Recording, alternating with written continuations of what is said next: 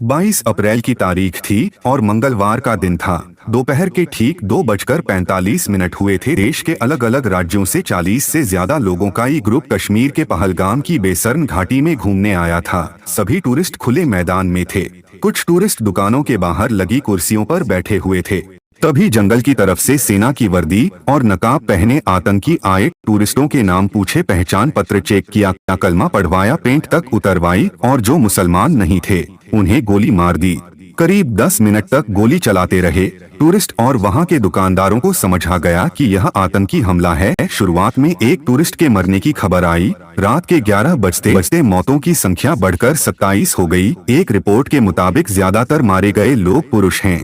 टूरिस्टों को शुरू में पता ही नहीं चला कि क्या हो रहा है, क्योंकि हमलावर सेना की वर्दी पहने हुए थे और मास्क लगाए हुए थे। महाराष्ट्र के पुणे की आशा पहलगाम में घूमने आई थी। उन्होंने एक मीडिया चैनल को यह बताया कि हमलावरों ने सिर्फ पुरुषों को निशाना बनाया। खास तौर पर उन्होंने हिंदुओं को जबरन कलमा पढ़वाने की कोशिश की। जो नहीं पढ़ पाए उन्हें गोली मार दी। मेरे सामने मेरे पापा को 3 गोलियां मारी। सवाल उठता है कि कश्मीर में हमला होना क्या सिर्फ एक संयोग है या आतंकियों की सोची समझी चाल है? आइए इसके पीछे की पूरी कहानी, 2 थ्योरी मैं आपको समझाता हूं। इसके अलावा हम आज की वीडियो में यह भी जानेंगे कि आतंकियों ने हमले के लिए 22 अप्रैल का दिन ही क्यों चुना। फर्स्ट ऑफ ऑल, आपको पता है कि अमेरिकी उपराष्ट्रपति भारत के दौरे पर हैं, तो यह आतंकी हमला हुआ है। इसी तरह 20 मार्च 2000 को उस समय के अमेरिकी राष्ट्रपति बिल क्लिंटन भारत आए थे, तो अनंतनाग जिले के छतरस सिंहपुरा गांव में आतंकियों ने हमला कर दिया था। तब हमले में आतंकियों ने सिखों को निशाना बनाया था।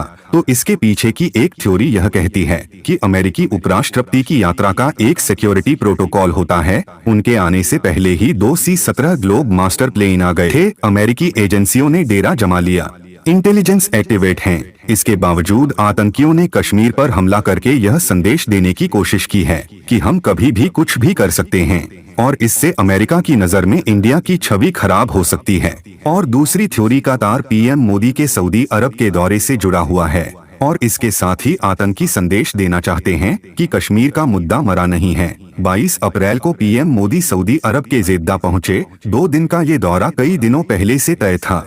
सऊदी अरब के दौरे में पीएम मोदी वहां के क्राउन प्रिंस से मुलाकात करने पहुंचे थे। दोनों नेताओं के बीच योग, मीडिया, मनोरंजन और खेल को लेकर MOU साइन होने की उम्मीद थी। ऐसे में सऊदी अरब के पुराने दोस्त, स्ट्रेटेजिक पार्टनर पाकिस्तान को पीएम मोदी का यह दौरा कहीं ना कहीं चुभ रहा था। थिंक टैंक्स नोबा इंस्टीट्यूट के डायरेक्टर और पाकिस्तानी एनालिस्ट कमर चीमा के अनुसार पीएम मोदी का सऊदी दौरा पाकिस्तान के लिए एक तरह का चैलेंज है। और खबर ये भी है कि सऊदी अरब पाकिस्तानियों के लिए नया नियम ला रहा है। वहीं भारत के पीएम मोदी अरबों डॉलर की डील करने जा रहे हैं। तो अब आतंकियों ने यही दिन क्यों चुना, इसकी वजह क्लियर हो चुकी है। यानी आतंकियों ने सऊदी अरब समेत मिडिल ईस्ट के मुस्लिम देशों और भारत सरकार को एक मैसेज देने की कोशिश की है कि कश्मीर का मुद्दा अभी खत्म नहीं हुआ है। Retired lieutenant general Sanjay Kulkarni कहते हैं कि यह आतंकी हमला टाइमिंग देखकर और सिस्टमैटिक मेथड से किया गया है। भारत के प्रधानमंत्री मोदी मिडिल ईस्ट गए हुए हैं।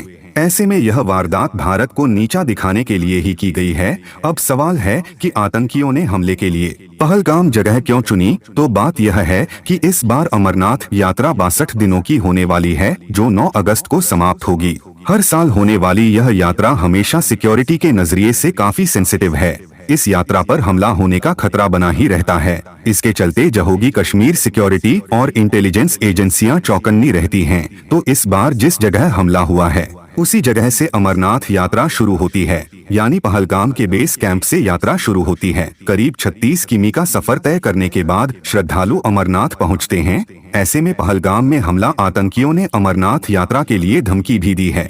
वहीं इस हमले की एक कहानी यह भी है कि भारत ने चेनाब ब्रिज पर दुनिया का सबसे ऊंचा रेलवे ब्रिज तैयार कर लिया है। इससे अब श्रीनगर के लिए सीधी रेल कनेक्टिविटी पॉसिबल हो पाई है। 25 जनवरी को कटरा श्रीनगर रूट का सफल ट्रायल भी हुआ था। ट्रेन सुबह 8 बजे कटरा से रवाना हुई और 11 बजे श्रीनगर पहुंची। ट्रेन ने 160 किमी का सफर 3 घंटे में पूरा किया था। 19 अप्रैल 2025 को पीएम मोदी इसका उद्घाटन करने वाले थे।